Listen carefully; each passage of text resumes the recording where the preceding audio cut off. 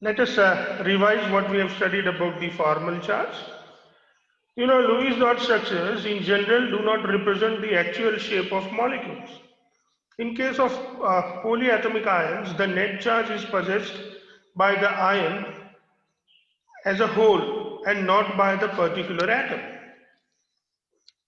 But it is, however, feasible to assign a formal charge on atom.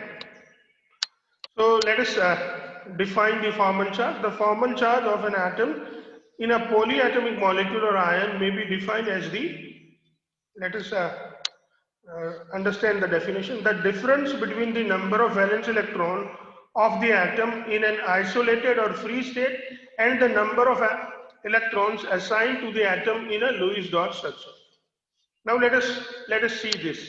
Suppose you have an atom which has 6 electrons. So when the atom shares its electron, it becomes 5. Now the 5 atoms are there and 2 atoms are present which are shared pair.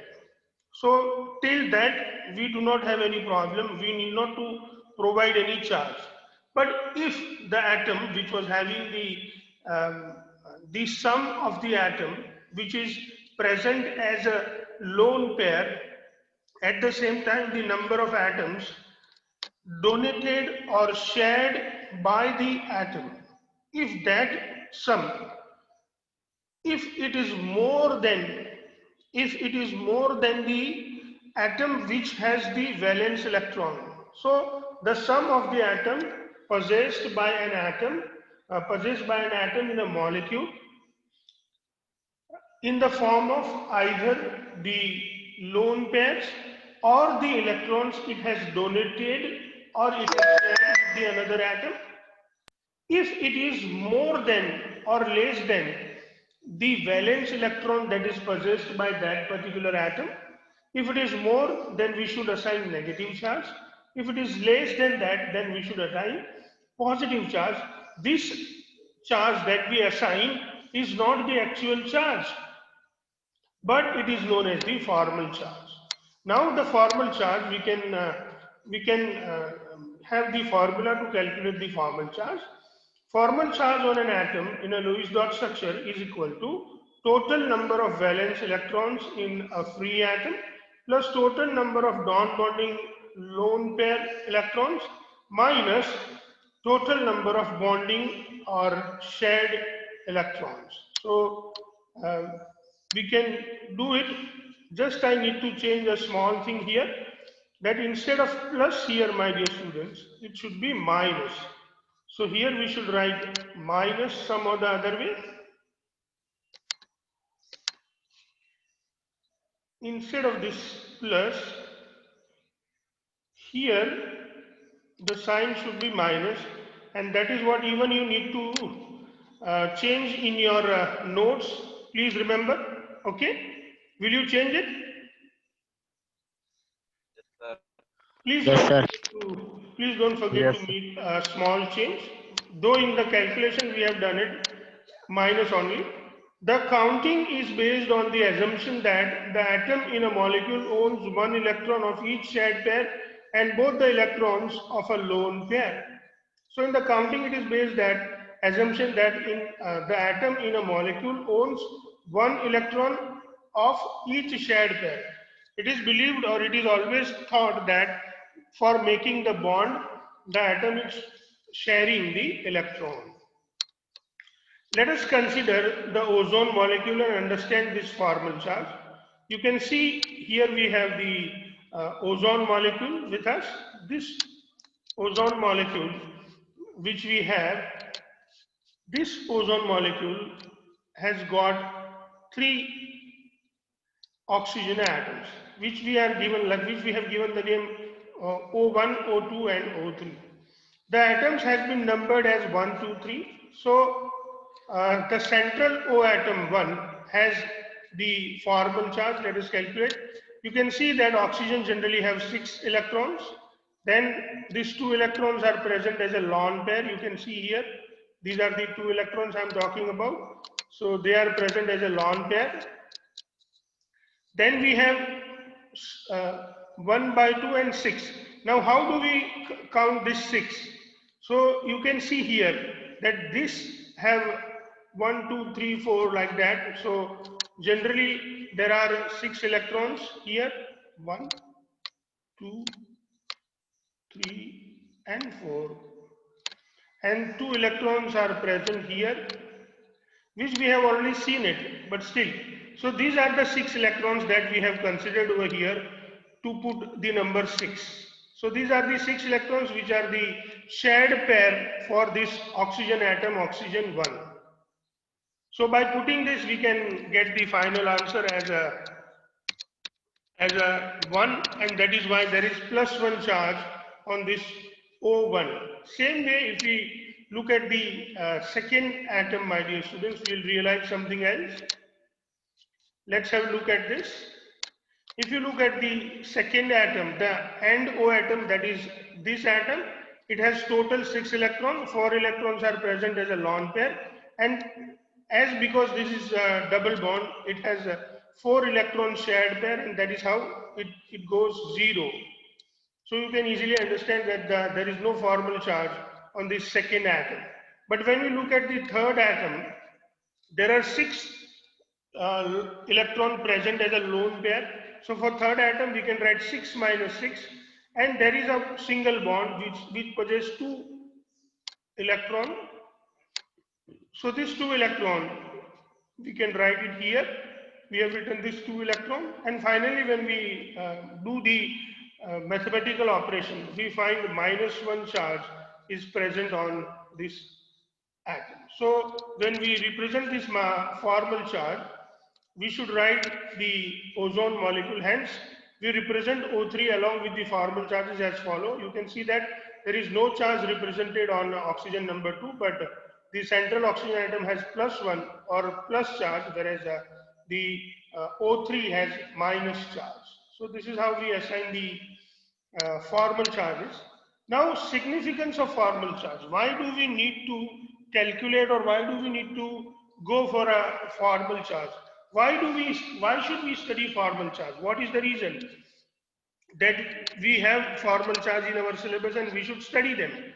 What is the reason? Let us see. Number 1, formal charges do not indicate real charge separation within an molecule, but indicating the charge in the Lewis structure only help in keeping track of valence electron in the molecule. So this formal charge helps us to keep the track of the valence electron of an atom in a molecule. Same way, formal charge helps in the selection of the lowest energy structure. Formal charge helps in the selection of the lowest energy structure from a number of positive Lewis dots, for a number of possible Lewis dot structure for a given species. I want to tell you, my dear students, and you please even remember it for a long time, that those atoms, those molecules have formal charge present on their atoms are considered to be less stable or with high energy. So generally, the lowest energy structure is, when we study about the resonance structure, my dear students, we should find out the lowest energy structure. So the lowest energy structure is the structure with the smallest formal charge on the atom. So if the formal charges are less, more stable is the resonance structure. Negative charge on more electronegative atom. It is preferred that the negative charge should be there on the more electronegative atom. Positive charge on less electronegative atom. So the positive charge should be on less electronegative atom. Then structure without any formal charge, and all the atoms attain octet. H atoms attains duplet is the most stable, lowest energy structure. Repeating once again, very important. Structure without any formal charge, and all atoms attain octet. Hydrogen atom attains duplet is the most stable or is the lowest energy structure. This structure will contribute maximum in the hybrid structure. So this resonance structure will contribute maximum into the hybrid structure. Now you will realize, oh, what is this contribution? Yes, my dear students, the various resonance structures which are not real, but they are believed to contribute in the formation of the hybrid structures. So let us understand this with two examples. Write the resonance structures of CH2 double bond CH CHO indicate relative stability of the contributing structures. So dear students, here you can see the resonance structures for a particular case, and then we shall understand it well. Let us look at this. You can see that here we have the resonance structures of CH2 double bond CH CHO. So the first resonance structure which has positive charge on which has no charge, this structure does not have any charge.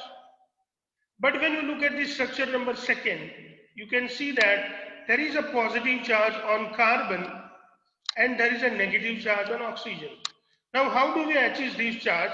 So you can easily understand this way, that this double bond get broken and the electron from this double bond goes to this oxygen.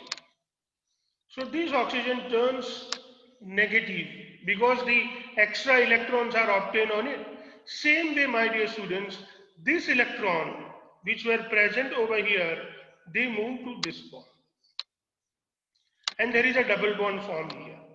So this is how we can understand this resonance structure, and this is the way by which we can understand the formation of the charges on this second resonance structure. Now we want to understand about the third resonance structures, that how should we study, or how do we understand the formation of formal charge on the third resonance structures. This is what it is a part of our study. Now here, if you look at the first resonance structures, you can understand it this way, that this electron actually goes on CH carbon. So when this electron goes on CH2 carbon, there will be definitely a negative charge on it, and the double bond is being broken. Now what happens to this double bond? So this double bond loses its 2 electron, and this electron for double bond goes here, and you get a double bond formed on between the CH and C, this 2C. So this is how you, my dear students, can learn and study it. This double bond is formed here, and this double bond you can easily understand because of the movement of the electron which I have suggested you just now. So this is how the resonance structures are being formed, and we study these resonance structures. Now you can see here we have 3 resonance structures. We want to study about the stability of these resonance structures. How do we study, how do we understand the stability? So structure 1, which does not have any formal charge, is the most stable. Then it comes to the structure number 2. Let us read it because the same I have written. The energy would be in the exactly opposite order, because more is the energy, less is the stability. So stability is first is greater than 2 is greater than 3. Energy is 3 is greater than 1. For energy we can write 3 is greater than 2 is greater than 1. Now let us see why 1 is the most stable. So more number of covalent bonds. This first number has the maximum number of covalent bonds. If we calculate, we will find that there are 9 covalent bonds present in it. Each carbon and oxygen atom has octet, and each atom has obtained the duplet, and no separation of opposite charges. There are no formal charges present, and that is why it seems to be most stable. Now if you look at the second resonance structure, you will realize that in the second resonance structures, my dear students, we have a separation of charges. Less number of covalent bonds, only 8 bonds are present in second resonance structure. And separation of positive and negative charge, you can see here. You can see that there is a separation of positive and negative charge. These two I am talking about. So this separation of positive and negative charge actually leads us to the less stability. But it is good that the negative charge is on oxygen and the positive charge is on carbon. Here, I'm sorry, I made a mistake. I'm talking about these 2 charges, this charge and this charge. So you can see that the negative charge is on oxygen, whereas the positive charge is on carbon, and as the positive charge is on less electronegative atom, whereas the negative charge is on more electronegative atom. This is how, my dear students, we understand the stability. So negative charge on more electronegative, 2 is more stable than 3 because negative charge is on more electronegative oxygen atom, whereas positive charge on less electronegative carbon atom. But 3 is the least stable. What is the reason for the lowest stability of our third resonance structures? So third resonance structure is the least stable resonance structures, and this least stability you can understand by understanding the positive charge, on O and negative charge on carbon. The carbon is less electronegative, but still it has a negative charge, whereas our oxygen is a more electronegative, but it has a positive charge, and that is why it is considered to be the least stable resonance structures. Let us understand about the resonance with one more example. Explain why following two structures 1 and 2 cannot be major contributor to the real structure of CH3COOH. So here we need to find out, actually it is clearly told that these two structures are not the major contributors. We just need to know why they are not major contributors. To understand that, let us look at these structures. The two structures are less important contributor because they involve charge separation. You can see that both of them have charge separation. Here also there is charge separation. Second thing, in structure 1, carbon with positive charge has incomplete octet. Look at this. This carbon is positively charged. You can see 1, 2, 2 electrons. Here you can easily understand, my dear students, that there are 2 electrons here. 2 electrons are here and 2 electrons are here. So this has only 6 electrons, only 6. Its octet is not complete. Only 6 electrons are present. As this has only 6 electrons present with it, my dear students, we can easily understand this, that this has got the incomplete octet, and this incomplete octet is the major reason why it cannot be the better contributor, though the negative charge is with oxygen and positive charge with carbon. Same way, when we look at the other structure here, you can find out that this cannot be a better contributor because there is a positive charge on oxygen and negative charge is also on oxygen, but it contains the charge distribution. This is what we can easily understand. So let us, in structure 1, carbon with positive charge has incomplete octet, that is 6 electron.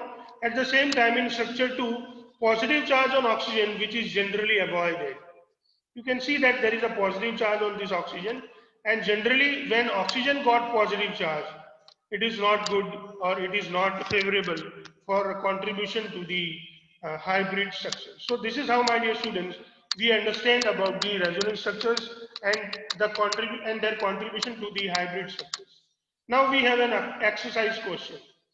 H3PO3 can be represented by structure 1 and 2 shown below.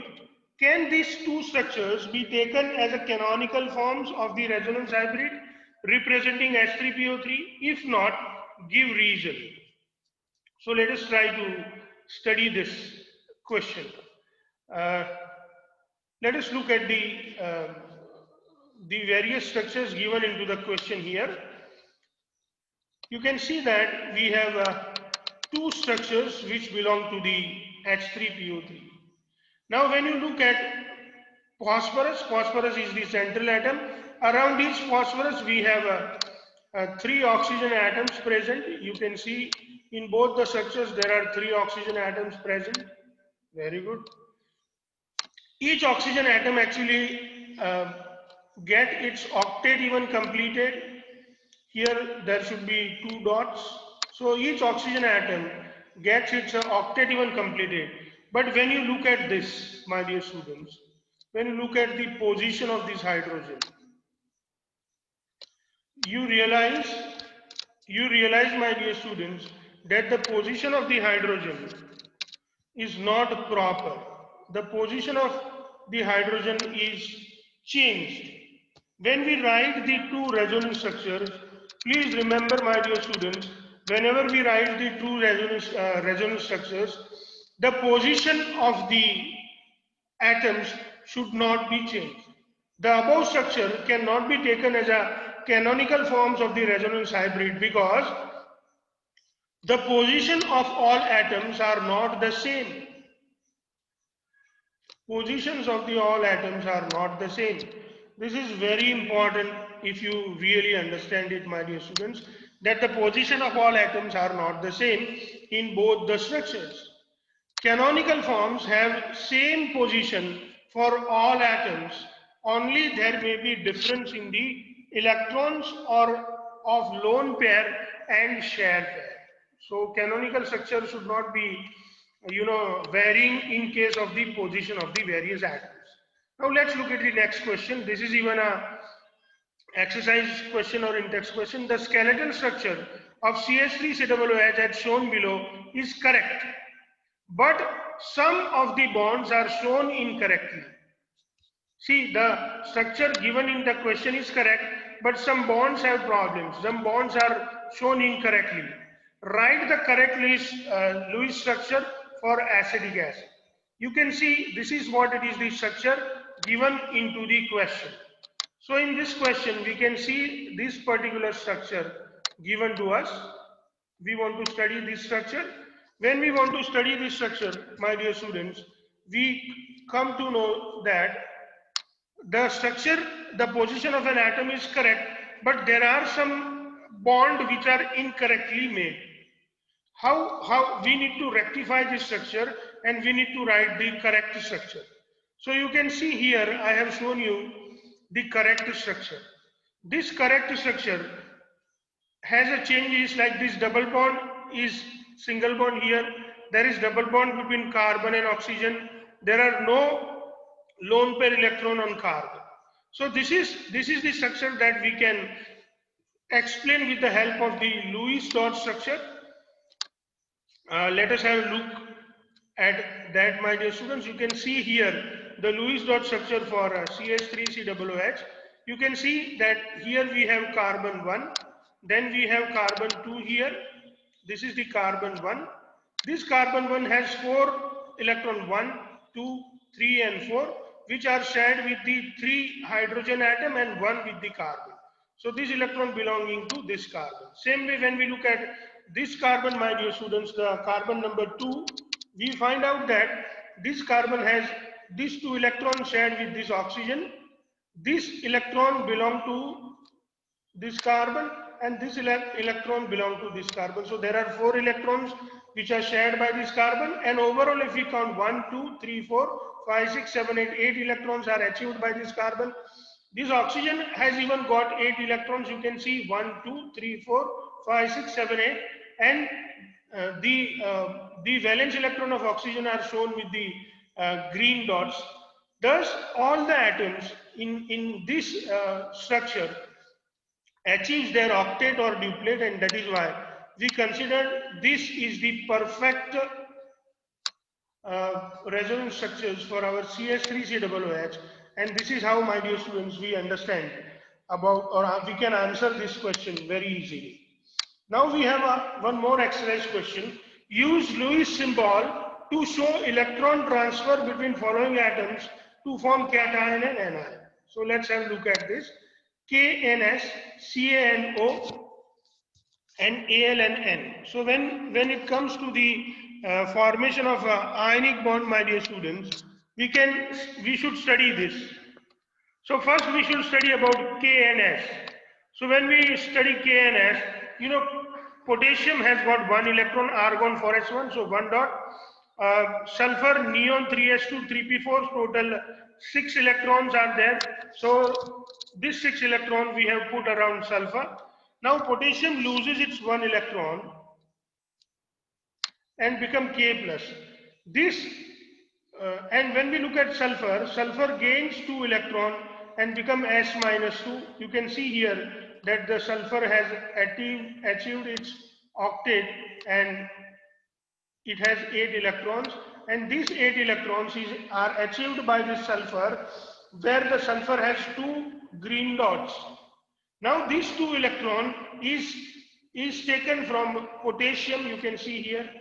So one potassium loses 1 electron, but 2 potassium loses 2 electron. These 2 electron I have shown it clearly to you. One is here, my dear students, and the another one you can see it here. So this is how the electrons are accepted by sulfur from the potassium. So now there is an ionic bond formed between the potassium and sulfur that you can see here. So K plus 1, 2K plus 1 and S minus 2 ultimately with the electrostatic force of attraction they make K2S. Same way when we look at the calcium and oxygen, calcium argon 4s2 has 2 dots, oxygen has got 6, like helium 2s2 2p4, so it has got 6 valence electrons, so 6 dots. Calcium loses 2 electrons. These 2 electrons are being lost by calcium. The same electron is gained. The same electron is gained by oxygen, my dear students. So this electron goes here, and this oxygen gain these 2 electrons, and thus the oxygen become O minus 2. So as this oxygen become O minus 2, we get O minus 2 and Ca plus 2.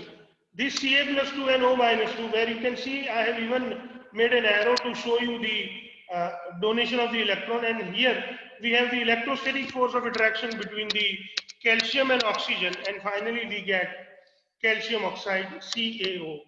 The same thing we can observe here with the aluminium, my dear students, that aluminium loses its 3 electron, and the same 3 electron is gained by nitrogen. This 3 electron is gained by nitrogen. This 3 electron is gained by nitrogen.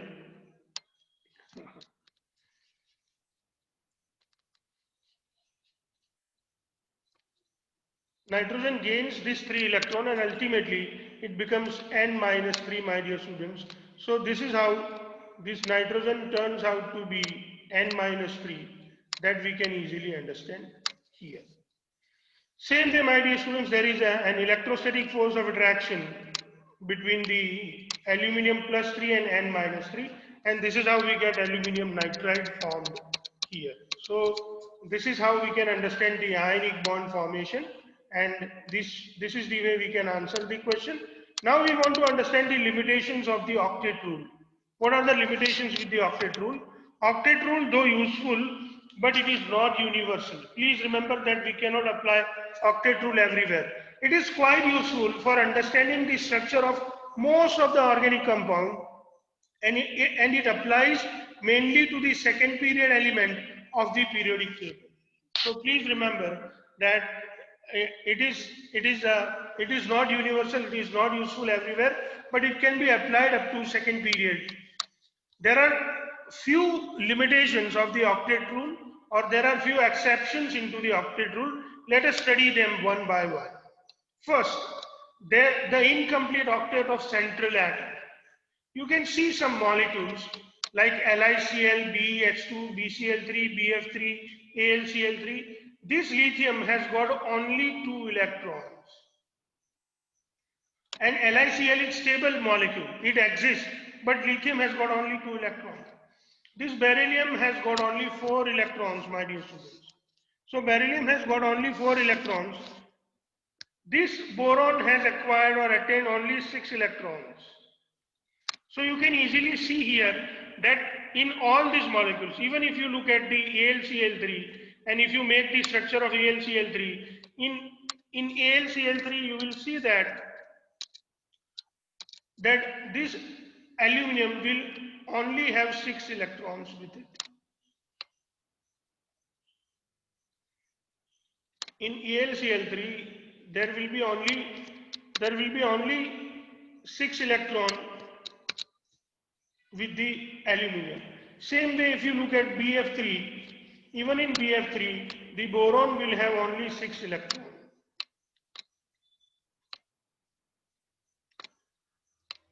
So this is how, my dear students, we truly understand. Even this aluminium is also going to get only 6 electrons with it. And that is why they do not have complete octet. And as they do not have the complete octet, we can understand that they are the incomplete octet, and as these are the incomplete octet, they do not follow the octet rule. Same way we have the next thing, which is known as the odd electron molecule. I have already discussed it with you while I was discussing it to you, the resonance structures. You can see here that this nitrogen and both the resonance structures, once the nitrogen get the 7 electron, or here once the oxygen get the 7 electron, or here in both these cases, these two nitrogen in case of NO2 have only 7 electrons. So their octet is not completed, and this is even an exception for the octet rule. Then in some cases we have expanded octet. Now what is the meaning of the expanded octet? Expanded octet is the representation where some atoms gains more than 8 electrons. So you can see here in a molecule of PF5, this phosphorus has got, my dear students, 10 electrons. Now let us see how does it get the 10 electrons, and let us see deep into it. So when you look at this, my dear students, this phosphorus, which is central atom, has, you can count 1, 2, 3, 4, 5, 6, 7, 8, 9 and 10. 10 electrons are there with PF5. So here the octet has been expanded. Now when you look at this sulfur, my dear students, this sulfur has got 12 electrons.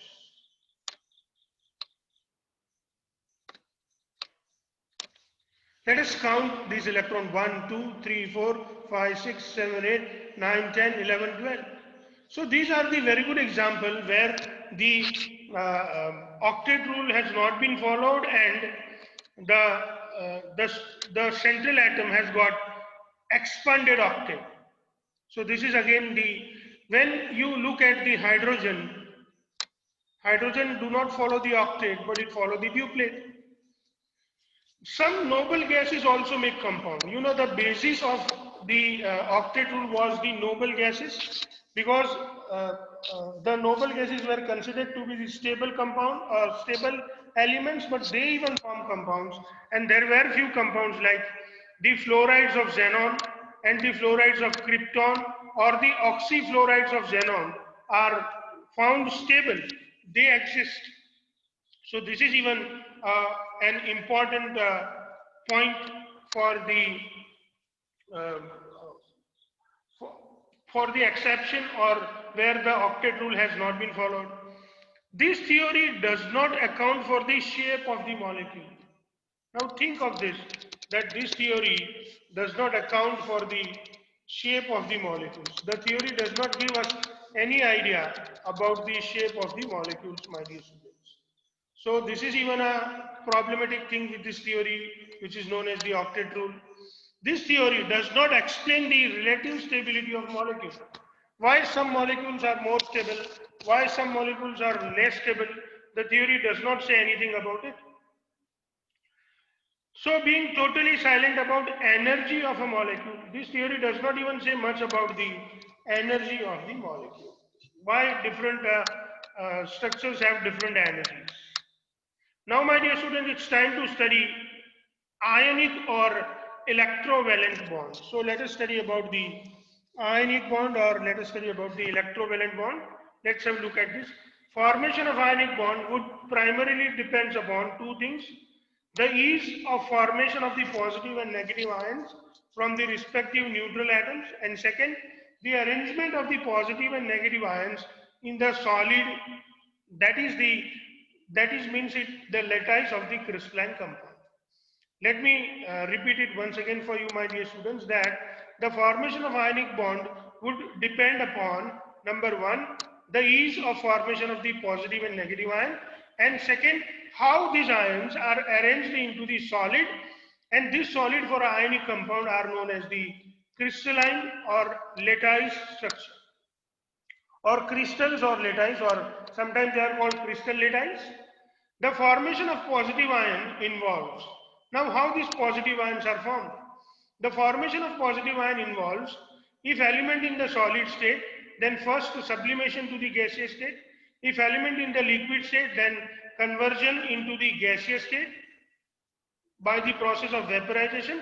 But if element is in gaseous state, then energy of atomization or energy of dissociation. So first step for the formation of positive ion would be either the sublimation, or for solid elements would be vaporization for the liquid elements, and would be the atomization or the dissociation for the gaseous elements.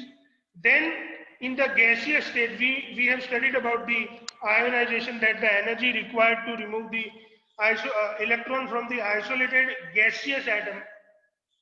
Here the special word gaseous we use because the atom must be in the gaseous state when the electron is removed.